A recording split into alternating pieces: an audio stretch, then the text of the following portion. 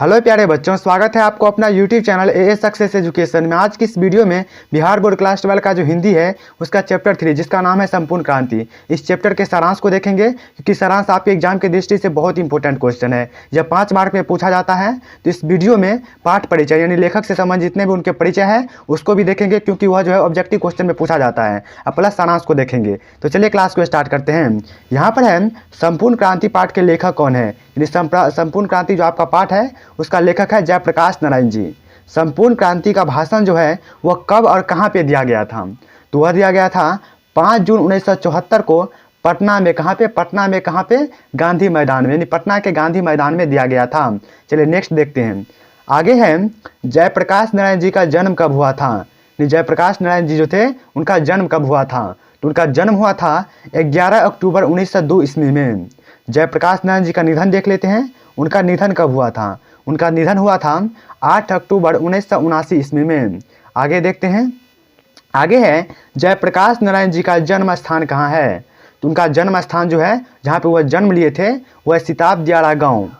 Next है जयप्रकाश नारायण जी है उनके माता जी का नाम क्या है, तो उनका माता जी का नाम है फूलरानी। यहाँ पर है जयप्रकाश नारायण जी के पिताजी का नाम क्या है, क्योंकि उनके माता पिता से संबंधित भी क्वेश्चन पूछे जाते हैं। तो उनके माता जी का नाम है फूलरानी और पिताजी का नाम है हरसुदयाल। आगे उनके शिक्षा को देख लेते हैं। उनका शिक्षा जो है वो प्रारंभिक शिक्षा यानी आरंभिक शिक्षा घर पर, आगे की शिक्षा के लिए वे पटना कॉलेजिस्ट गए थे। वहाँ पे फिर 1922 में शिक्षा प्राप्ति के लिए वे अमेरिका चले गए थे। माँ के अस्वस्थता के कारण वो पीएचडी नहीं कर पाए, यानी माँ उसको अस्वस्थ रहती थी, इसके कारण वो पीएचडी करने में असक्षम रह गए। चलिए अब सारांश को देखते हैं। सारांश है प्रस्तुत पाठ में लोकनायक जयप्रकाश नारायण द्वारा दिए गए ऐतिहासिक भाषण का एक अंग है, यानी भाषण जो है वो पटना के गांधी मैदान में दिया गया था उसका एक टुकड़ा है, जिसे उन्होंने 5 जून 1974 को पटना के गांधी मैदान में दिया था। यह भाषण जो है वो कहाँ दिया गया था, तो पटना के गांधी मैदान में। भाषण को सुनने के लिए लाखों की संख्या में लोग प्रदेश से आए थे, यानी वो भाषण जो दिया गया था उसको सुनने के लिए अलग अलग स्टेट से लोग आए थे, जिसमें युवाओं का बोलबाला था। यानी वहाँ पे जो था वहाँ पे युवाओं ज़्यादा संख्या में था। नारायण जी कहते हैं, जयप्रकाश नारायण जी कहते हैं कि अगर दिनकर जी और राम वृक्ष जी होते तो उनकी भारत के लिए नवनिर्माण के लिए क्रांति का कार्य करती, लेकिन वह आज हमारे बीच नहीं है। कहते हैं राम वृक्ष पुरी जी और दिनकर जी होते तो भारत के नवनिर्माण के लिए कार्य करते, लेकिन आप जो वो हमारे बीच नहीं हैं। जयप्रकाश नारायण जी कहते हैं कि यह नेता बनने की जिम्मेवारी मैंने मांग के नहीं लिया। वो कहते हैं जयप्रकाश नारायण जी कि नेता जो बनने का जिम्मेवारी है वो अपने से मांग के नहीं लिया, हमें यह जिम्मेवारी युवा पीढ़ी द्वारा सौंपी गई है।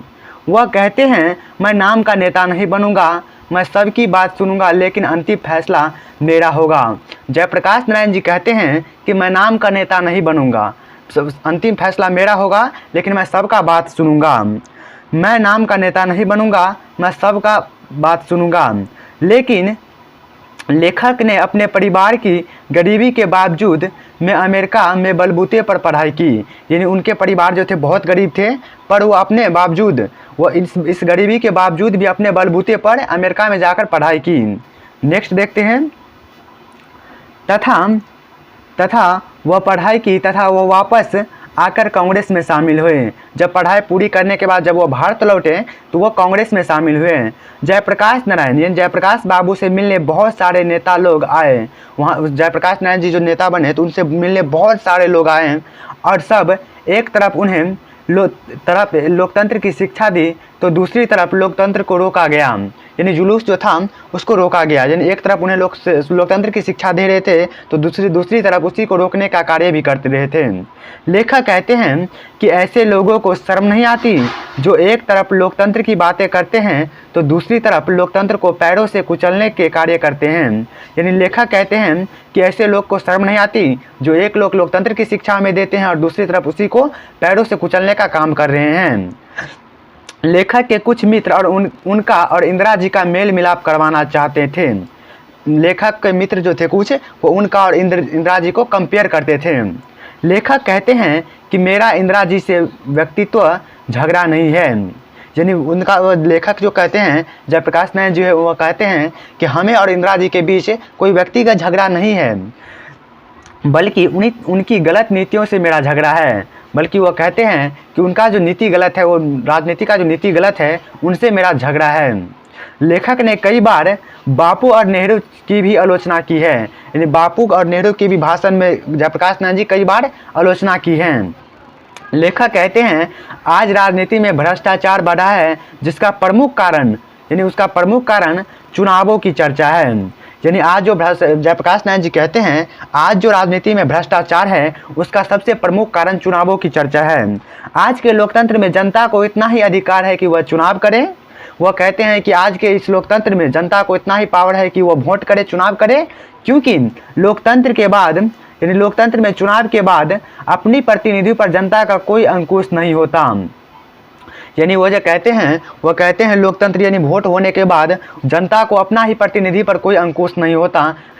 लेखक के अनुसार आगे देखते हैं, लेखक के अनुसार अन्य देशों में प्रेस तथा पत्रिका पर प्रतिनिधियों पर अंकुश लगाती है, लेकिन हमारे देश में इसका बहुत अभाव है।